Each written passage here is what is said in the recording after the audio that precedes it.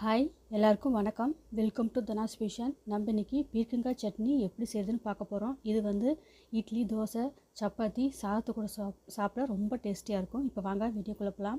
இப்போ வந்து இந்த மாதிரி ஒரு பெரிய பீர்க்கங்காய் எடுத்திருக்கேன். இந்த பீர்க்கங்காய் வந்து 250 கிராம். இதை வந்து இந்த மேலே இருக்கிற தோலை மட்டும் இந்த மாதிரி சீவி எடுத்துக்கோங்க. ரொம்ப தோல் எடுக்க வேண்டாம். இந்த மாதிரி நாராக இருக்கிற தோலை மட்டும் எடுத்துருங்க.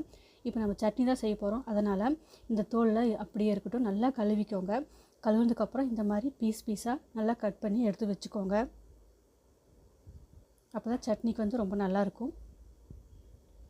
இப்போ இது இருக்கட்டும். இப்போது கடாயை வச்சுட்டு ஸ்டவ் ஆன் பண்ணிக்கோங்க. இது சூடானதுக்கப்புறம் எண்ணெய் வந்து 2 டேபிள் ஸ்பூன் அளவுக்கு சேர்த்திக்கோங்க.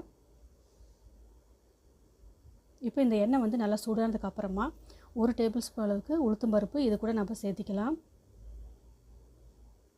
உளுத்தம்பருப்பு சேர்த்ததுக்கப்புறமா இது வந்து நல்லா வறுத்துக்கலாம். நல்லா வாசம் வர்ற வரைக்கும் நல்லா வறுத்துக்கோங்க. இதை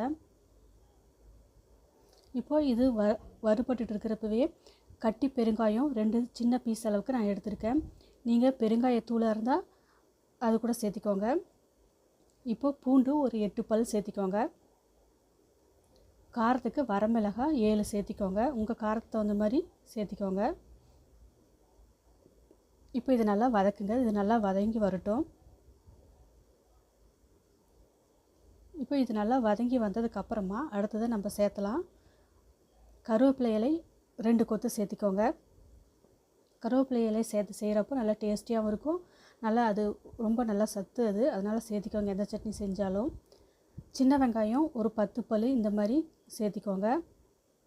சேர்த்திட்டு இதையும் நல்லா வதக்கிக்கோங்க. இது நல்லா வதங்கி வரட்டும். வெங்காயம் நல்லா வெந்து வரணும். அப்போ தான் சட்னி வந்து ரொம்ப நல்லா டேஸ்ட்டாக இருக்கும். இப்போ இது நல்லா வதங்கி வந்துருச்சு. இப்போ அடுத்ததாக இது கூட சின்ன நெல்லிக்காய் அளவு புளியை சேர்த்திக்கோங்க. நம்ம தக்காளியும் சேர்த்த போகிறோம், அதனால் பார்த்து சேர்த்திக்கோங்க. தக்காளி வந்து சின்ன தக்காளியாக இருந்தால் 2 சேர்த்திக்கோங்க. பெரிய தக்காளியாக இருந்தால் 1 மட்டும் சேர்த்திக்கோங்க. இப்போ இது வதங்கிறதுக்காக இந்த சட்னிக்காக இதுக்கு தேவையான 1/2 டேபிள் ஸ்பூன் அளவுக்கு டேபிள் சால்ட்டு சேர்த்திருக்கேன். சேர்த்திட்டு இப்போ நல்லா வதக்குங்க. சீக்கிரமாக வதங்கி வந்துடும் உப்பு சேர்த்து வதக்கிறப்ப. இப்போ இது வதங்கினதுக்கப்புறமா அடுத்ததாக நம்ம கட் பண்ணி வச்சுருக்கிற பீர்க்கங்காயை இது கூட சேர்த்திருங்க. சேர்த்திட்டு இதையும் நல்லா கலந்து கொடுத்துக்கோங்க. இதுவும் நல்லா வதங்கி வரணும். இந்த பீர்க்கங்காய் வந்து தண்ணி ஊற்றக்கூடாது. இதுலேருந்து தண்ணி விடும். அதனால் அந்த தண்ணியிலே நல்லா வதங்கி வெந்து வரணும். அந்த அளவுக்கு வதக்கிக்கலாம் இந்த பீர்க்கங்காயை.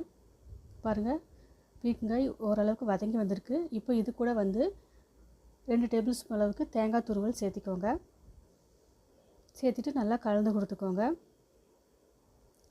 ஒரு 2 நிமிஷம் இந்த மாதிரி நல்லா கலந்து கொடுத்ததுக்கப்புறமா இது கூட அடுத்ததாக வந்து கொத்தமல்லி தழை இந்த மாதிரி ஒரு கைப்பிடி அளவு சேர்த்திக்கோங்க. இது சேர்த்து செய்கிறப்ப நல்லா வாசமாக நல்லா இருக்கும். இப்படி லைட்டாக கலந்து கொடுத்துக்கோங்க. கலந்து கொடுத்துட்டு இது வந்து நல்லா வெந்து வரணும். அதனால் மூடி போட்டு ஒரு 5 நிமிஷம் நல்லா வேக விட்டுடலாம். இதை